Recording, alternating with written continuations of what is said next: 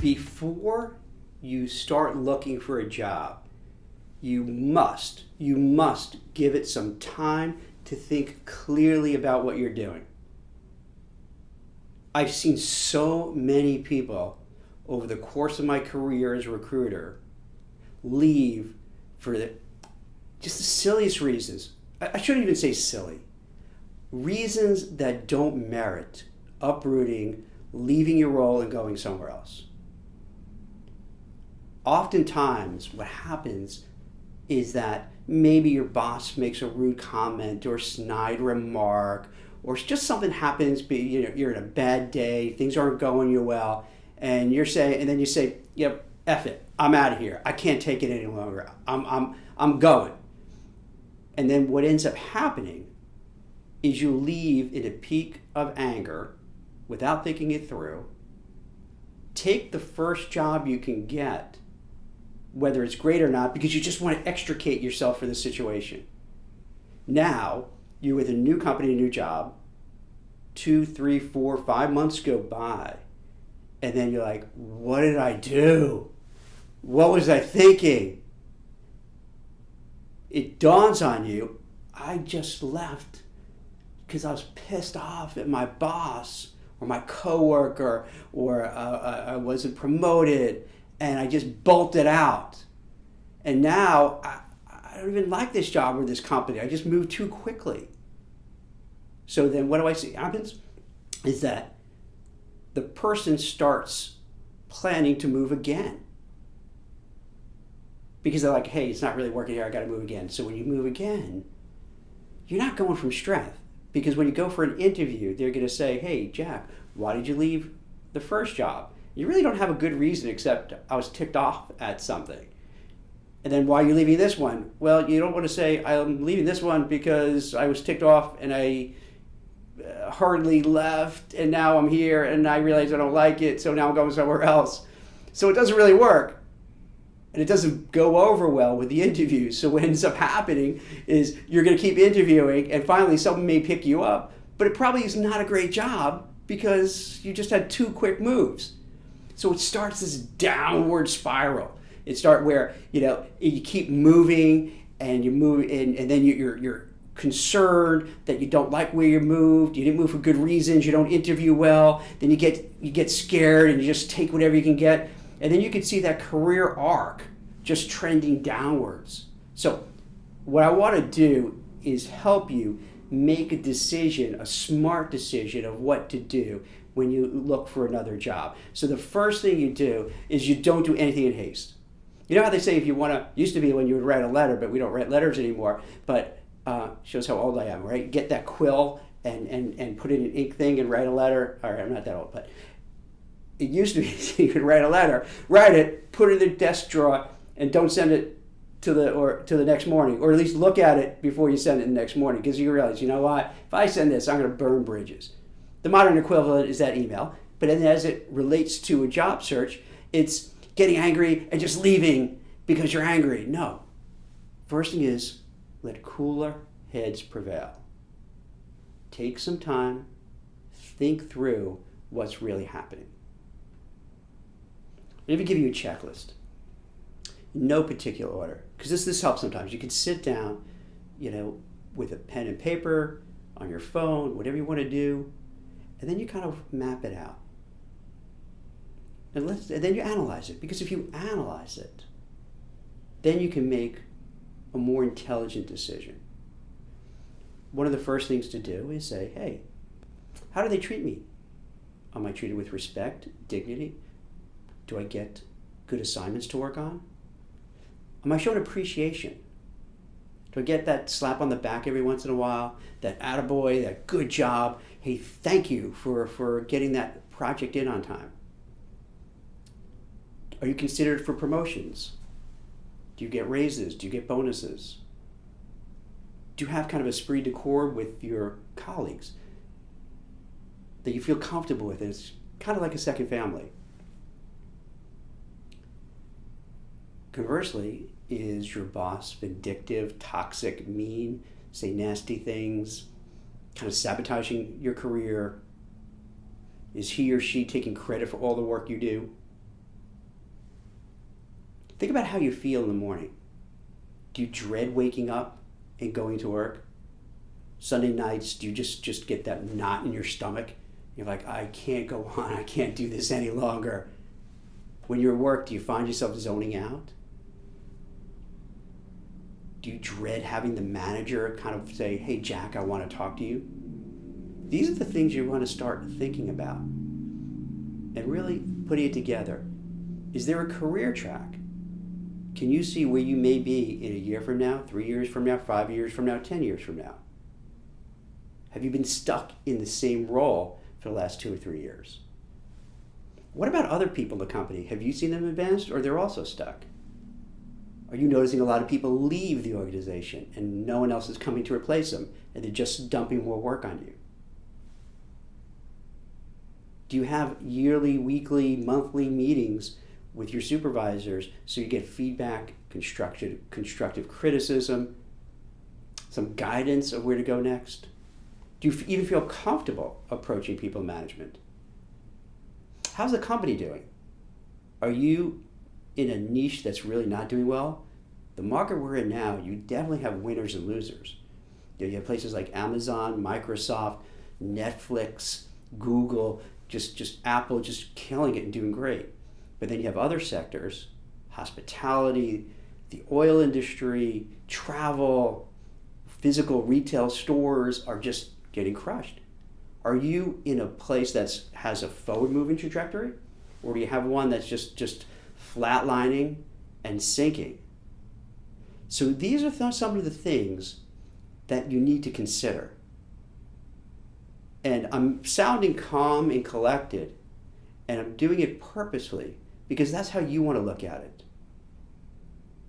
Because a job, it brings out all the emotions, particularly if you feel you're not treated well, you're not appreciated. And then it's hard to think rationally. You react out of anger, out of frustration, out of resentment, even a little bit of revenge. Hey, I'm going to leave. I'm going to show you. So before you do that, you have to really sit down, plan it out, think it through, and then give it some time. I would even suggest this. In addition to giving it some time, be proactive. If, let's say, you look at all the facts, I'm not getting promotions, I'm not getting raises, I'm not getting bonuses, I don't see how I'm going to move forward with this company in my career, I'm in an industry that's not doing well, the boss and the boss's boss and the boss's bosses are jerks, they're mean, they're not here for us. And so let's take the semi-worst. I would still then say, before you throw in the towel, sit down, ask for a meeting with your immediate manager, and lay the cards on the table. Let them know how you feel, what you think, what your concerns are. And then hear what he or she has to say. You could be surprised, pleasantly surprised, that your manager might say, Jack, we love you, you're great. We think you're doing a fantastic job. We were thinking of promoting you. And you're like, what? Where's that come from? That could happen. You could speak to them, and then you get the feeling, yeah, I'm not going anywhere, they couldn't care less, I'm just another warm body in a seat. And then you kind of know, all right, maybe I do have to leave. You know, I'm sitting there across the table from this person, and they're really saying to me, I don't care if you stay or go. You're just another person to replace you. Well, then you kind of have your answer. If you do get the feeling, oh, I am valued, maybe this person just doesn't know how to communicate it, then you keep the conversation going, and you can even feel comfortable to say, hey, boss, I'm wondering though, I haven't received a raise or promotion, I really don't get any feedback. Why is that? And you don't say that in an arrogant, pushy, nasty way. You say it in genuine, like I did, because you want to draw that out. Because it could be their style is not being a great manager. And that happens a lot in the corporate world. It's the Peter principle. You get promoted and promoted and promoted till you're at your own level of incompetency. So it could be that your manager is just really not good at the subtleties of management. And then you realize, all right, but that could keep the dialogue going.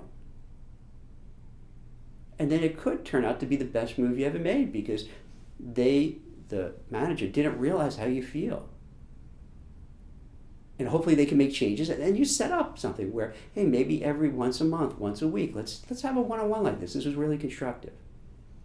So for this lesson, I hate to say lesson, I don't want to be like a professor, but for this course, for this segment, the key is this: before you leave your job, before you go out looking, even before you put the resume together and jazz up your LinkedIn profile, you have to give it a lot of critical analysis. Does it make sense to leave or not leave? Especially in the market we're in now, it's really unforgiving. I'm a big optimist, so I think things will get better and improve. But for now, as we all know, it's very challenging. So you don't want to go out there and end up going somewhere where you're the last one in and then the first one let go. So the time period we're in, it's even more paramount to be really careful, really smart, and do your homework before you make a decision to move. And I would suggest before you do anything, because it's unforgiving. If I was having this discussion a year or two ago, it would probably be different. I'd say, hey, the market is very hot, things are doing well. It might be worthwhile to take the risk. Every market is different. And what I plan to do for these videos is to update them, because a year from now, the advice I'm giving could be completely different. Because imagine how great would it be, we find a vaccine, things get better, the world improves, the economy improves, the mood improves, and everything is off to the races, and there's this huge pent-up demand, and companies that were laying off, had hiring, all of a sudden says, hey, we need lots of people. Then my advice would be different. But right now the advice, and I hate saying this because I want to be optimistic, I want to be positive, I want to encourage you, yeah, you go out there and you do it. You know, hell with your boss. But you have to be smart. You have to make calculated moves. You have to be cautiously optimistic. You have to plan it out. You have to be thoughtful. I would even bring in other people that you trust to bounce it off of them.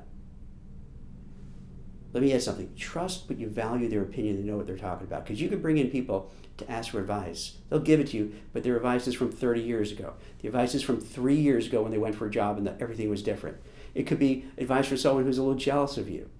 So don't just listen to everybody. Seek out. They may not even be your first round of friends, you know, your small bubble of friends and family. You may want to reach out, even if it's tenuous, but say, hey, I know we're not that close. Well, you might not want to say it that way, but hey, can I talk to you about something? Can I seek out your advice? Sometimes it's even better when you speak to folks who are a little couple degrees separated from you, because you don't have that emotional, weird connection that is awkward. So they can really just give you truth. Hope this helps. Put a list together, be thoughtful, look at everything that's going on in your company, look at how you're being treated, look at what the future could hold for you at the organization. And then even when you feel you made your decision, take a breath, take a step back, think about it for a few days, seek out people to give you some other input, and then you can make your decision. So I hope this helps to get you started and what you need to think about before you start looking, putting your resume together, your LinkedIn together, and heading out the door.